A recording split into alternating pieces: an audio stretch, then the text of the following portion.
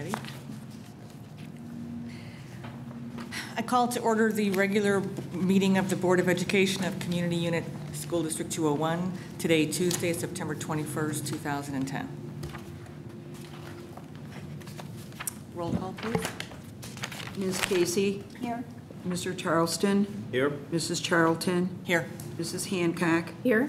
Mrs. Lubeck? Here. Mr. Price? Here. Mrs. Thomas? Here. Stand for the Pledge of Allegiance, please.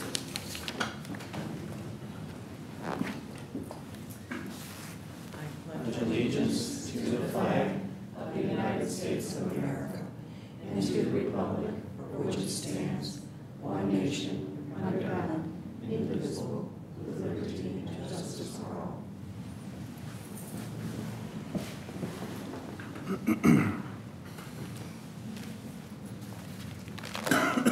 The first item on the agenda is approval of minutes.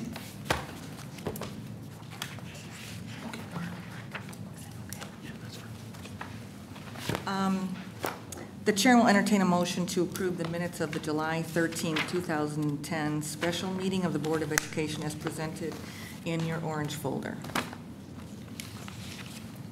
So moved. All in favor? Or Aye. who's, she moved, is there a second? Second. Second. All in favor? Aye. Aye. Okay. The chair will entertain a motion to approve the minutes of the closed session of the July 13th, 2010 special meeting of the Board of Education as presented, also in your orange folder. So moved. Second. All in favor? Aye. Aye. August 17th, 2010. The chair will entertain a motion to approve the minutes of the August 17th, 2010 regular meeting of the Board of Education as presented in your binder. So moved. Second. All in favor? Aye. Aye. And the chair will entertain a motion to approve the minutes of the closed session of the August 17th, 2010 regular meeting of the Board of Education as presented, also in your orange folder. So moved. Second. All in favor? Aye. Okay. Public comments. Are there any public comments tonight?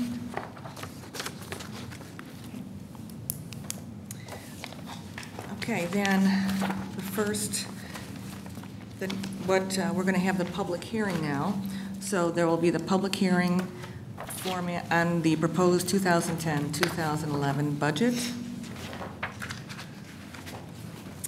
So first, are there any additional comments from members of the Board of Education regarding the proposed 2010-2011 budget?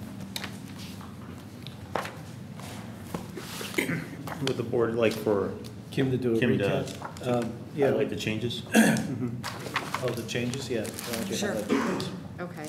Well, overall, in the operating budget, we have a deficit of $838,549, which was approximately $38,000 less than presented in the tentative budget.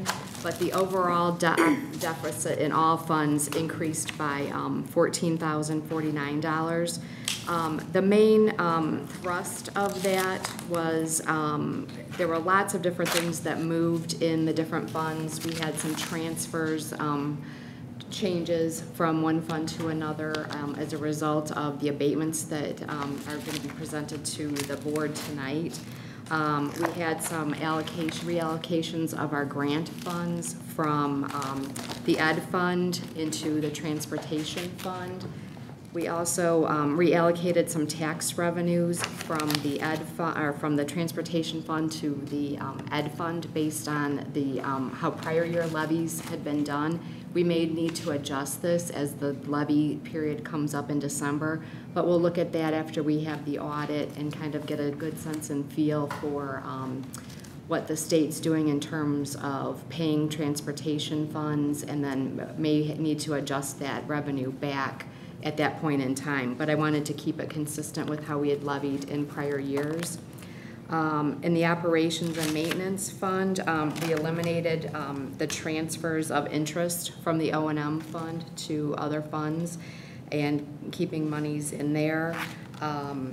We also moved the potential truck purchase as it was part of the 5-year capital plan. I had originally budgeted that in the O&M fund, but that should come out of the capital projects fund if that's approved.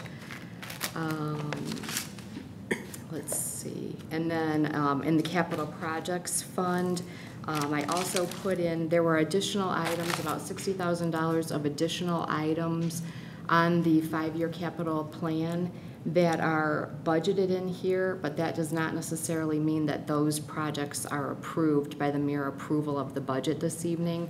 I believe the board wishes to readdress that capital plan and look at those projects, so we will do that. We wanted to make sure that funds were allocated in case those projects went forward. We also added the money for the strategic planning process that we're going to encounter. And then in the operations and maintenance fund, I just did a swap of funds from purchase services to supplies based on coding and how some projects should be coded. They should be coded as supplies rather than purchase services. And let's see, also in the transportation fund, I did decrease expenditures slightly. It doesn't appear that we're going to need those additional buses at the high school, so I adjusted for that. And also had in the ed fund, we had some salary and benefits adjustments based on getting some updated salary numbers and stipend numbers from the different schools. And we also added a 0.5 bilingual teacher based on student needs. Does anybody have any additional questions? You're saying here that, could you just remind us when the audit is done then? It should be, they're supposed to have a final audit to us by October 15th. The auditors are coming back on Thursday to finish up some things, so I hope within the next couple weeks that they'll have that completed. Okay. So on page 1 there, is that the magic figure that we're going to be looking for, that operating deficit? Yes. Is that what we're going to be? That's in the operating. That's in the operating fund. That $838,000. Right. Overall deficit is 1.8 million. Overall. And just a distinction that's worth making, that 838 is our what we've identified historically as our 4 primary operating funds, which are education, O&M, transportation, and I think tort. Yes. The state actually defines, for purposes of whether or not you're running a deficit, it actually includes, I believe, Social Security and IMRF, which is the retirement fund. So including that, just point of reference, we're really close to $1 million based on what this, Yeah, how and the the state. the state looks at working cash. Oh, Okay. okay. Oh, so it includes the abatements that go from there. So it's even bigger then, because we're spending a good portion of that this year as well. So, no, I think a couple just quick observations. Yeah, it's for the 4 funds we have focused on. It's $838,000. That's after all of our budget cuts and other things that we did last year or last spring. It's also in line with the PMA 5-year projections for the first year. You know, it's a stark reminder that after we settle up the audit and we finalize a contract and some other things, that the district needs to put together a committee that looks at real long-term solutions to the fact that we continue to bleed a fairly substantial amount of money. Points of reference for fund balances. I think last year around May 31st, and Kim, I know you weren't here, but my recollection is that our low point balance was around $3 million. So with that in mind, if we're $1 million negative this year, our low point balance will be about $2 million in the operating funds. So we are quickly depleting the reserves that we have. And Kim, I just want to verify that the personnel changes that we're going to be voting on, those are included in this? Yes, they are included in this budget. Okay. And the other thing that you should keep in mind is that we also, we haven't negotiated the contract, so salaries are based on some assumptions. Obviously, some things could change up or down based on the outcome of the salary negotiations. So this does not include any projected increases, or it does? We It's probably part should of discuss that in closed session, session. because that's Yeah. related to negotiations. Okay.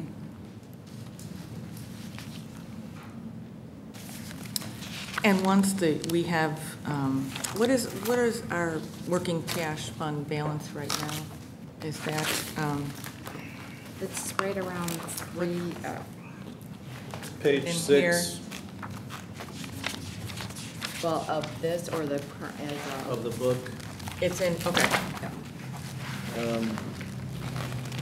We start working cash, start with 3.3. 3.3. And 900 in life safety, we end with 2, and then 621 in life safety. And, again, that was, those bonds that produced that money don't mature until 2017, to the extent that we refund them or effectively reload them and borrow them up again. That won't be for another at least 4.5 to 5 years.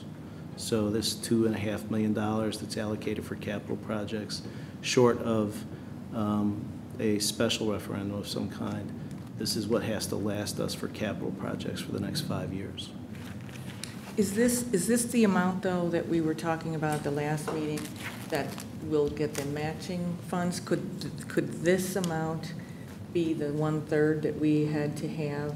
Amongst many other sources. Right, Yeah. right. But I'm saying- It could be, you'd have to go back to the original application, Okay. that, the projects that were on it, and then, again, look at possibly some of those projects the board has already completed, and then others, and yes, you could use some of that revenue for that. So we could use some of this revenue and to match with the funds that state, okay.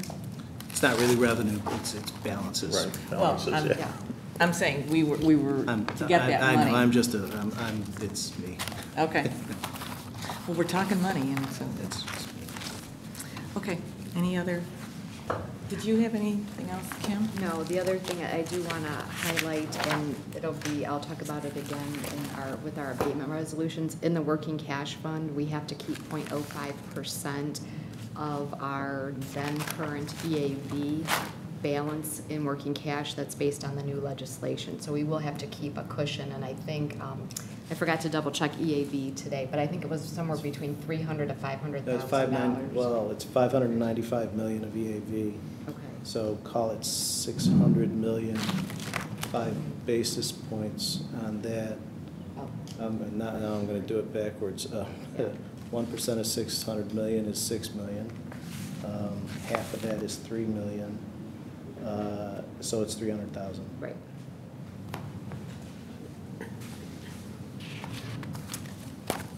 Okay, so are there any other comments from board members? No? Okay, then, are there any public comments concerning the proposed 2010-2011 budget?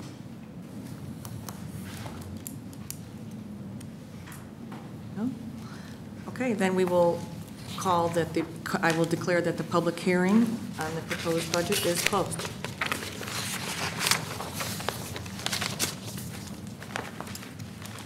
Okay. The next item is the consent agenda, and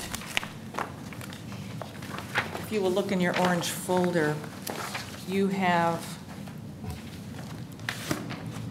an addition, employment of a third teaching assistant, and the removal of the truck bid from the consent agenda. So, are there any questions about anything on the consent agenda before we? No? Okay, then the chair will entertain a motion to approve the consent agenda as amended.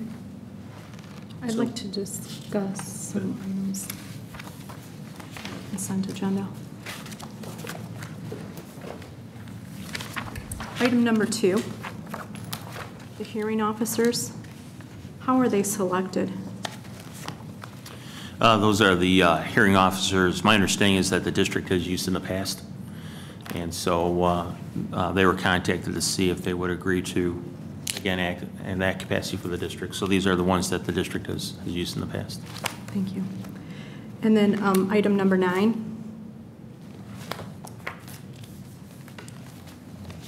Now, maybe I'm just misunderstanding, but I'm not quite sure if I like where it is suggested that this piece of information be put on the website. So We have to, legally you have to. I'm fine with that, but I feel like it's buried if we're putting it under the date that we're talking about it. Under the date? Is that not what I read that we're going to put it on the website in public documents? Yeah, under the date. under about CUSD 201. We're just going to post this information after today's board meeting. It's going to be in the same place it's always been. Okay. It's in the about, and I was actually trying to put it out there so that board members could easily find it, because many districts, Right. it's It's a buried game. deep. This isn't buried Okay. deep here, Okay. so it's just gonna go in the same place it's always been. It's gonna be about CUSD 201, and you click on that tab, and then under the public documents section. It won't be regarding September 21. I'm just saying that I'm gonna Okay, post it got there after today's board meeting. And the title to it will be? Will be, we can either call it Administrative Salary Compensation Report, we can call it Public Act 960434, whatever anyone would like. It's presented in many different ways to make it difficult for public to find it on district websites, so. Last year's is there now? Yeah. Right? Yes. Okay. Yep. And you'll notice too, last year, we put in all the teachers and everything else. That's not a requirement. I really haven't seen that done.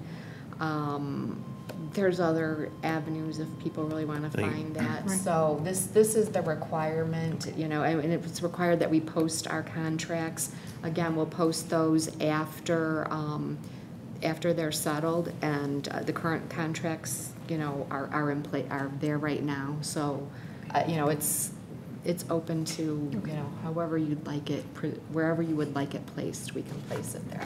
Thank you. Thanks. Good.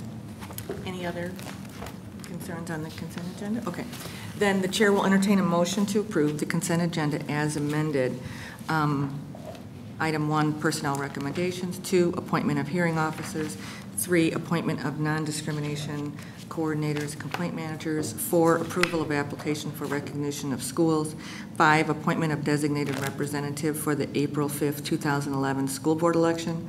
6, resolution to dispose of district property. 7, approval of student tours. 8, presentation of administrative salary compensation report. And 9, ratification of regular payroll. So moved. And a roll call, please. Mrs. McMahon? Second? Second. On that? And roll call, please. Ms. Casey? Yes. Mr. Charleston? Yes. Mrs. Charlton? Yes. Mrs. Hancock? Yes. Mrs. Lubeck? Yes. Mr. Price? Yes. Mrs. Thomas? Yes. Okay, then the superintendent's report? Including your superintendent's report, if you recall, at our August meeting, Steve Cashman was present and talked to the board, and the board did ask him to revise the scope of work. And so he did come back with a revised proposal, which is included in your board book. And then he also originally sent dates that were Wednesdays. That appeared to be problematic for some board members, and so he has now sent new dates, Tuesdays and Thursdays. I included those dates in your orange folder. And as noted, October 12th is already slated for a board meeting. And my understanding is typically that's more of a discussion board meeting, not so much an action in terms of the accounts payable and payroll and so forth. And so if the board would like, you know, the 12th could be one of those dates that we would have to post all these like board meetings. We'd have to follow the Open Meetings Act, and so the 12th could be, I'm assuming everybody's got that free on their calendar, so it makes sense to make the 12th one of them. And then if the board can pick two other dates, 2 nights would be tours of our 5 buildings, and then the third night would be an opportunity to sit down as a board and discuss what you've observed in each of the buildings. Steve Cashman to be present for that as well. And then also kind of brainstorm the next steps in terms of identifying the committee moving forward, and then starting to determine dates for future meetings. And so if, and then November 2nd is also election day, and the 26th is our regular board meeting, so I would not recommend that day, obviously, because I would anticipate we would have to sit down at a regular board meeting. And then the 2nd is election day, and I don't know if that impacts anybody in terms of their ability to meet that evening. If you know, we could reach consensus on the dates that would work, that'd be great. Do you want to do that right now? If we could. Yeah, because we're, I can't do it without my calendar. All right. Sorry. do you have your calendar? It's on the wall next to my fridge. Oh, I'm okay. sorry. All right. All right, well, if you could either respond to Judy or me with those dates so that we can get back to Steve and solidify that. Would these dates generally be evenings? They would be evening. I would check with people's schedules. I know if we can start a little bit earlier, that's probably, for many people, that would be best.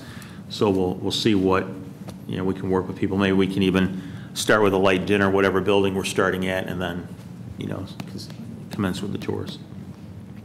Then strategic planning. It was, again, suggested by some board members. They recall that Linda Hansen, when she met with the full board, had suggested that initially she'd like to meet with the full board and do a little brainstorming before starting with the steering committee.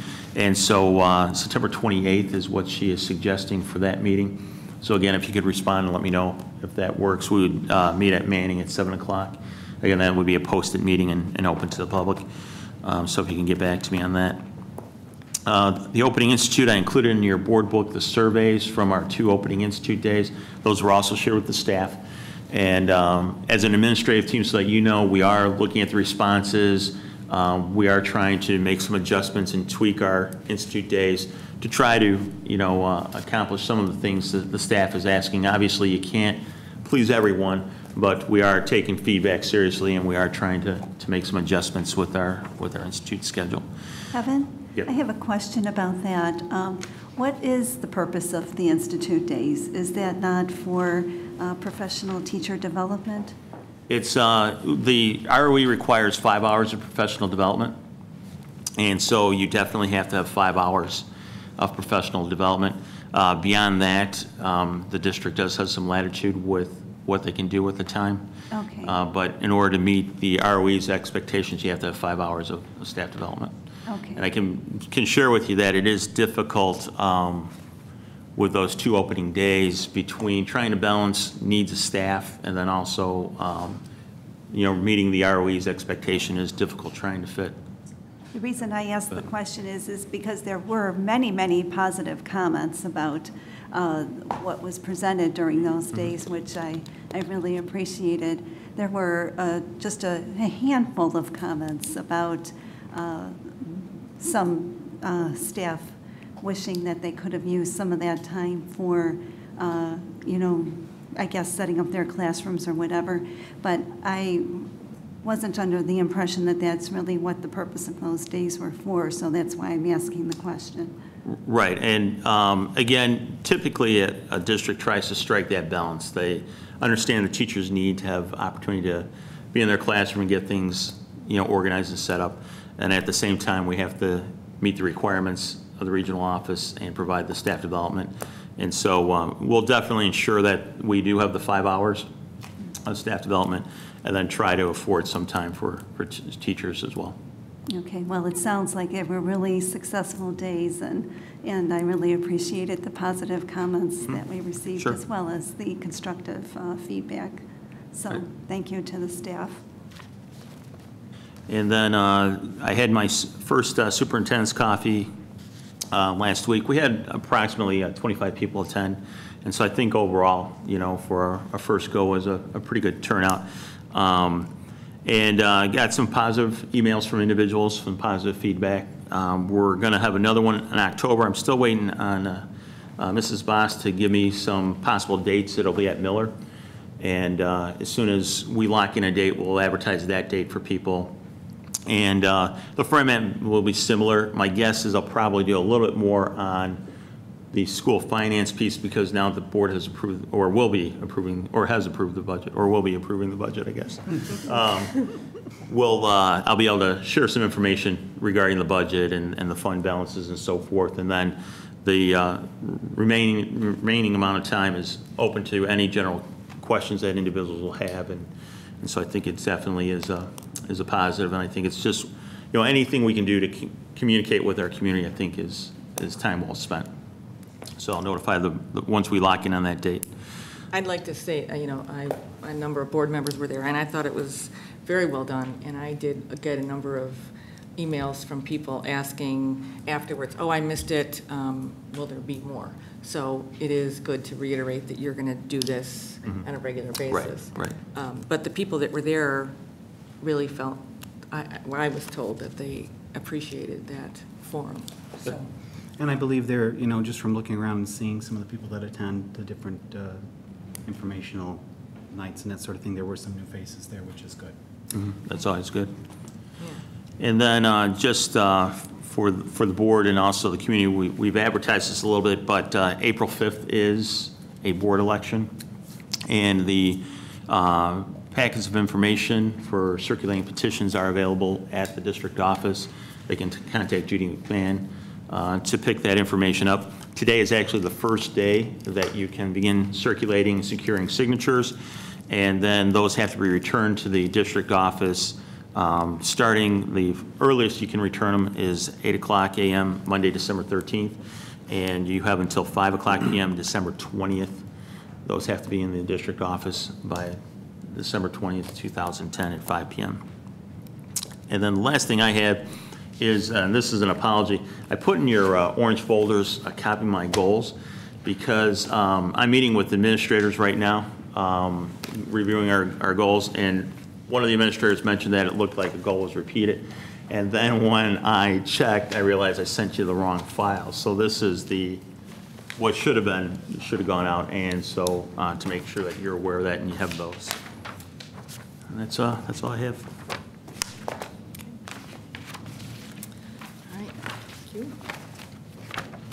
Okay, the next item is board reports.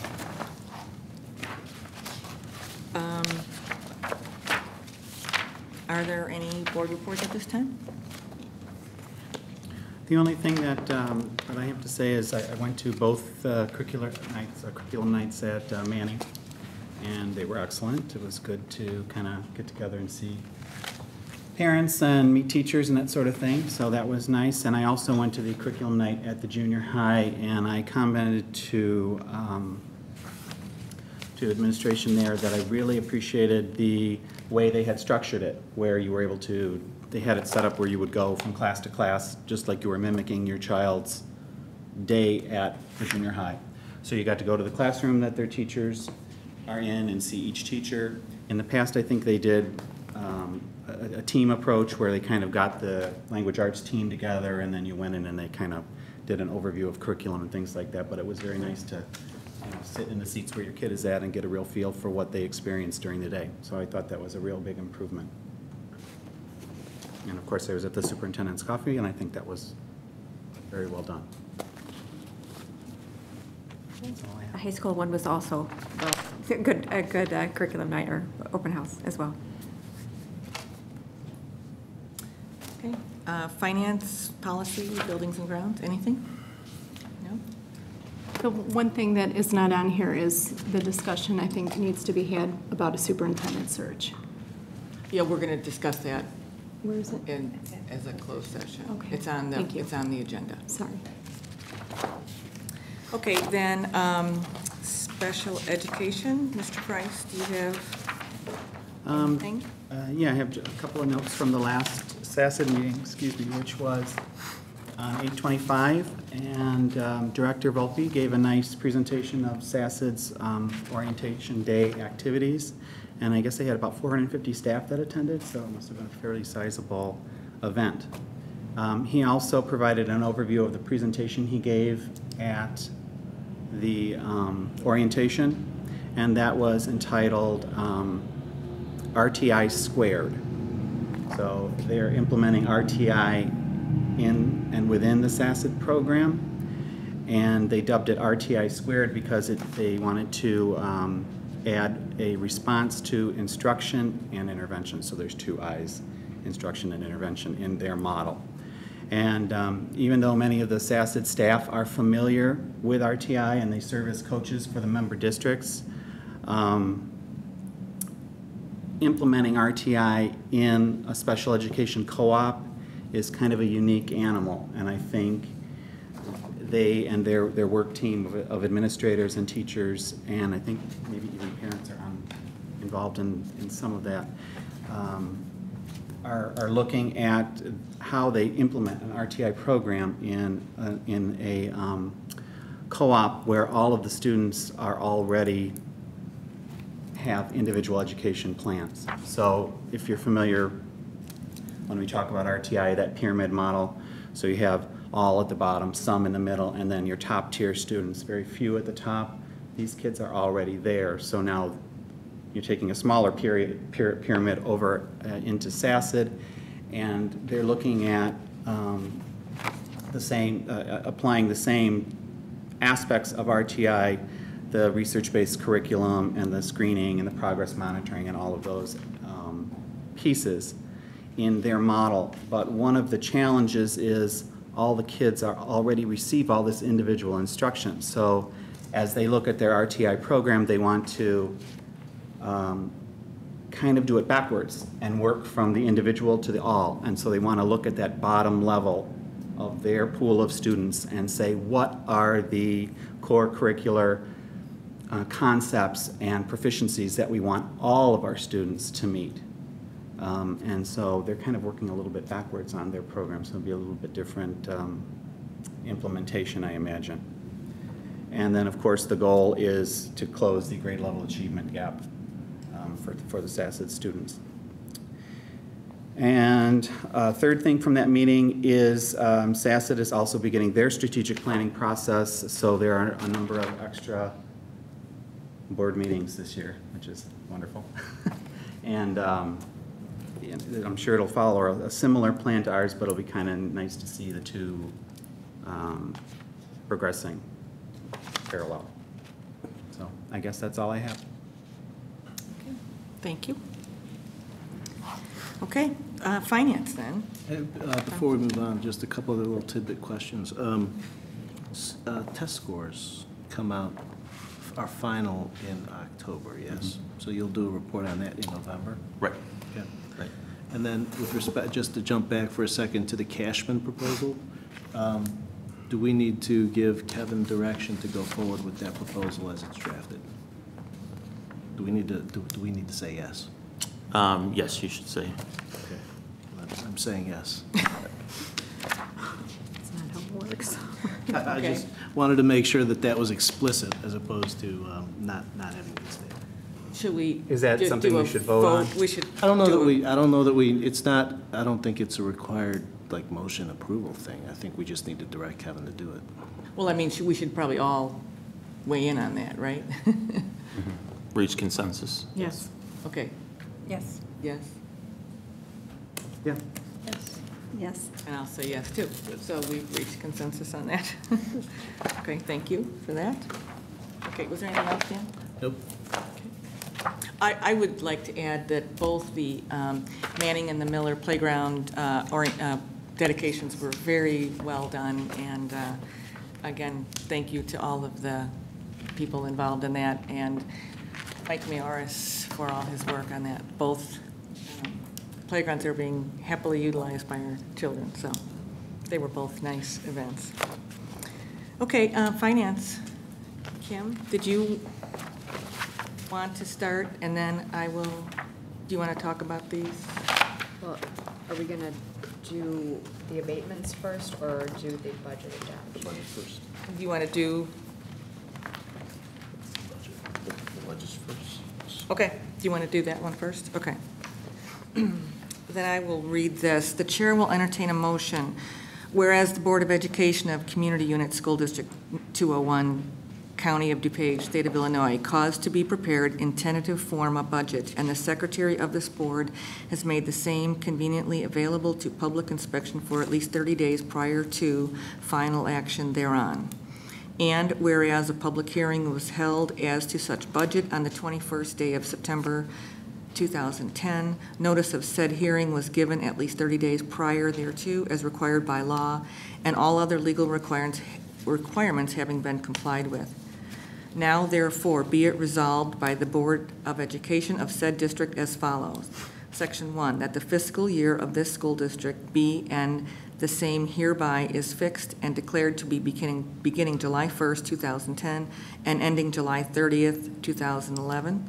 Section 2, that the following budget containing an estimate of amounts available in each fund separately and of expenditures from each be and the same is hereby adopted as the budget of this school district for the said fiscal year.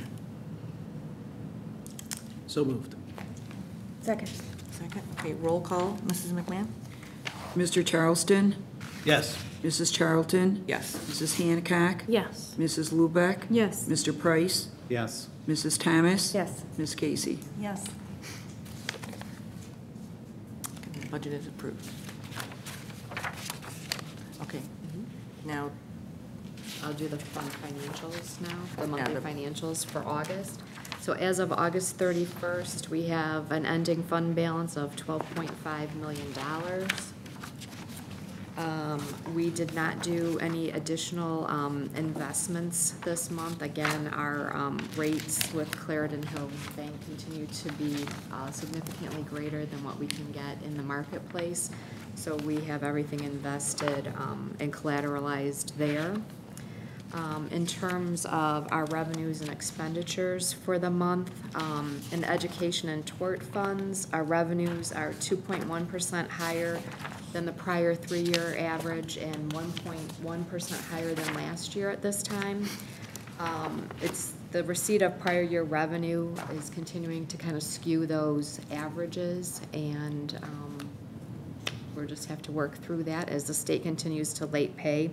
We received approximately $137,000 of prior year payments from the state this month, and we they still owe us about $322,000.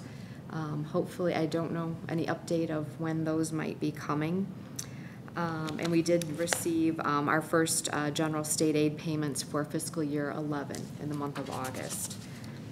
In the operations and maintenance and life safety funds, revenues are slightly below average but comparable to last year. And transportation fund revenues are substantially over the 3-year average, but similar to prior year, and again, a result of late state payments skewing the average. And we're still waiting for our third quarter transportation payments for regular and special ed that are a little over $100,000. In terms of expenditures, in our ed and tort funds, they're really right in line with last year. In the operations and maintenance fund, well below the 3-year average and 3.4% below prior year. And this is mainly due to the timing of expenditures for some of our purchase services and supplies and receipt of utility bills. We also had an issue with a meter at the high school, so we've been getting estimated utility bills there, and that might impact our expenditures in this as well. So, and then in terms of the transportation fund, again, expenditures well below the prior 3-year average, but comparable to FY09, and really where they should be at this time of year. We'll start receiving transportation bills in September. Okay, any questions or comments on that? Okay. Do you want to do the September expense report then? Mm-hmm. Okay. Any questions on the September 2010 expense report? No? Okay, then the chair will entertain a motion to approve the bills for the month of September 2010 as presented in attachment number F5 in the amount of $1,518,026. So moved? Second. Second, roll call, please, Mrs. McMahon. Mrs. Hancock? Yes. Mrs. Lubeck? Yes. Mr. Price? Yes. Mrs. Thomas? Yes. Ms. Casey? Yes. Mr. Charleston? Yes. Mrs. Charlton? Yes. Okay, you want to? So the next item we'll be discussing are the abatements from working cash and then subsequent accounting transfers. I have 3 resolutions that were at your place this evening, and I'll give you a little bit of background on those. The district issued working cash bonds to pay for capital projects. And at the end of the year, normally the district transfers money from working cash to pay for those capital projects. At the end of last year in June, that transfer, the working cash fund was not abated due to a timing issue. And legal counsel suggested at that time they knew there was new legislation coming out with regard to these to abatements and the transfers, so suggested that we wait to see because they thought the legislation would be passed in July or August. That legislation was passed on July 26th. And so what the first resolution at your table tonight is the approval to abate $761,000 from the working cash fund to the operations and maintenance fund. And this will cover the capital projects that were spent in fiscal year 10. And the district consulted, one of the things too with the new legislation is that it allows you to abate to the fund most in need of funds, and then you can also do transfers then to capital projects. One of the things too that it requires is that you leave at least 0.05% of the current EAV in the working cash fund. And so we will make sure that we have those funds left in our working cash fund. Okay. I don't know if you want to approve them one by one or want me to present all of them and then do the approval. Does anybody? Let's be linear. Okay. In other words, let's approve them one by one. Yeah, okay. Which one, I've got all 3 here. Which The one's? 761,000. Okay, Do we need roll calls on these? yes. Yeah. So the chair will move to approve the resolution abating $761,000 from the working cash fund to the operation and maintenance fund. So moved? Second. Roll call, please. Mrs. Lubeck? Yes. Mr. Price? Yes. Mrs. Thomas? Yes. Ms. Casey? Yes. Mr. Charleston? Yes. Mrs. Charlton? Yes. Mrs. Hancock? Yes. Right, and now the next resolution is going to be the abatement, again, from the working cash fund for our capital projects to the O&M fund for $401,076.78. This is the amount of money that we have expended for capital projects so far in fiscal year 11. Again, normally the district did this at the end of the fiscal year. However, that caused the district to have negative fund balance in our capital projects fund, and we really should have positive fund balance at all times. So this, and we could do it in 2 different ways. We could take the anticipated amount of transfers that we budgeted the $1.3 million all at once, but easier for me to track and hopefully everyone else to track is to do it as we incur these expenditures on a monthly basis so that we really only transfer the amount that we've actually spent. So what we'll be doing is coming to you as we spend monies each month and abating from the working cash to the O&M fund. And then the next resolution will have us doing the transfers from the accounting transfers from the O&M fund to the capital projects fund. So this resolution is really the abatement for the monies that we've spent so far in fiscal year 11 on our capital projects. So the auditorium seats, the refinishing of the gym floor, some of those projects that were budgeted there. So this is amounts that have already been spent? Correct. So you're, okay. Yes. Any questions? Okay. The chair will move for the approval of the resolution abating $401,076.78 from the working cash fund to the operations and maintenance fund. So moved. Second. And roll call, please, Mrs. McMahon? Mr. Price, Yes. Mrs. Thomas, Yes. Ms. Casey, Yes. Mr. Charleston, Yes. Mrs. Charlton, Yes. Mrs. Hancock. Yes. Okay, and then the last resolution is for the approval allowing the ongoing transfer of funds from the Operations and Maintenance Fund to the Capital Projects Fund.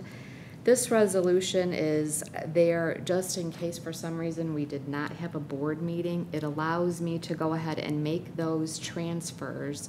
I will be coming to you anyway to get the approval of the abatement by resolution, but just so that at a month end, we don't have a negative fund balance. So it allows me to make transfers as needed, but that information will be given to you in terms of an abatement that you will approve in the future for any additional expenditures that we have. And also will allow, and you'll see this information presented. If for some reason we had to do it before you were able to approve the abatement, you'll see it in the monthly financial presentation. So that all that is spelled out in the resolution, so that you know exactly which monies are being transferred and for what purpose. So these are the accounting entries that precede the abatement? Yes. Okay. Yeah, so what we'll do is we abate money from working cash to operations and maintenance, and then do an accounting transfer from O&M to the capital projects fund. Okay. So they follow on, I saw. Yeah. Yeah. And again, and here I presented too that I'll be doing the transfer of the $401,076.78 based on the abatement that you did for this year. The resolution, does it indicate, I mean, I know it's assumed, but does it indicate that the the accounting entries the approval of the accounting entries are to match the abatements that have previously been? It doesn't say that, but Okay. it should be assumed. And that, I Okay. mean, that information again will be presented Okay. in your financial packet, so. That will be something we'll see on a Mhm. monthly basis at our Yep. meetings. Okay. Any other comments, questions? Okay. Then the chair will move for the approval of the resolution authorizing ongoing accounting transfers from the Operations and Maintenance Fund into the Capital Projects Fund. So moved. Second. And roll call, please, Mrs. McMahon? Mrs. Thomas, Yes. Ms. Casey, Yes. Mr. Charleston, Yes. Mrs. Charlton, Yes. Mrs. Hancock, Yes. Mrs. Lubeck, Yes. Mr. Price. Yes. Okay. Kim, is that That's it. everything you have? Okay. Then, are there any other public comments at this time?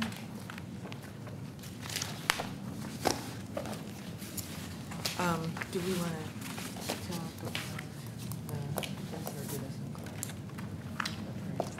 We can talk to Steve about it. in closure?